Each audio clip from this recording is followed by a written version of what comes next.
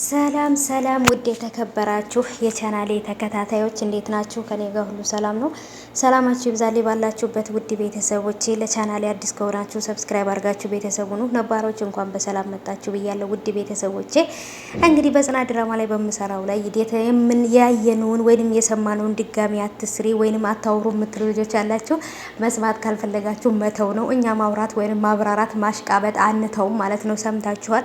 ምክንያቱም እኛ አስተያየት እየሰጠ እንጂ ድራማውን መልሰን በአማርኛ እየተረጎምን ሳይሆን አስተያየት መስጠትና መተርጎም ለይታችሁ ወቁ ማለት ነው። ብዙዎቻችሁ ይሄንን እያላችሁ ስለሆነ ነው ማለት ነው። እኔ ጋር ብቻ ሳይሆን በድራማ ላይ የሚሰሩት ሁሉ ልጆች ኮሜንት ላይ እየሄዳችሁ እንደዛ እያስቀመጣችሁ ነው። አለማየት መብታችሁ ነው፣ ግዴታ የያዛችሁ የለም ማለት ነው።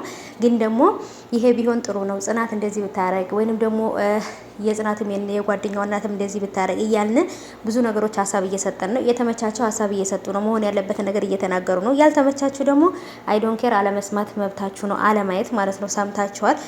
ስለዚህ ድራማው ብዙ ጊዜ ቶሎ ስለማይለቀቅ በጉጉት ብዙዎቻችን ስለምንጠብቅ ነው ማለት ነው እንደዛ ቪዲዮ የምሰራው። ዛሬም ቢለቀቅ በጣም ደስ ይለኛል፣ ግን በመሀል ሌላ ድራማዎች ስለሚለቀቁ ጊዜ ይፈጃል ማለት ነው ሁሉንም አንድ ላይ ለመልቀቅና ለዛ ሊሆን ይችላል የሚዘገየው።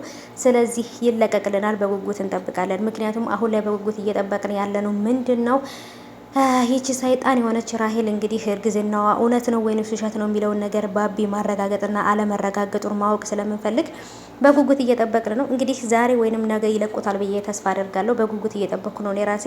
በቻናሉ እንግዲህ ብዙ የተለያዩ ድራማዎች ስለሚለቀቅበት ለዛ ነው ቶሎ የማይለቀቀው። ብዙ ጊዜ ደግሞ በጣም ያደነኩት መርማሪውን ነው ማለት ነው። የሆነ ምክንያት ፈጥሮ በቻም እሷን ጉድ ማድረግ ይፈልጋል ራሄልም ማለት ነው።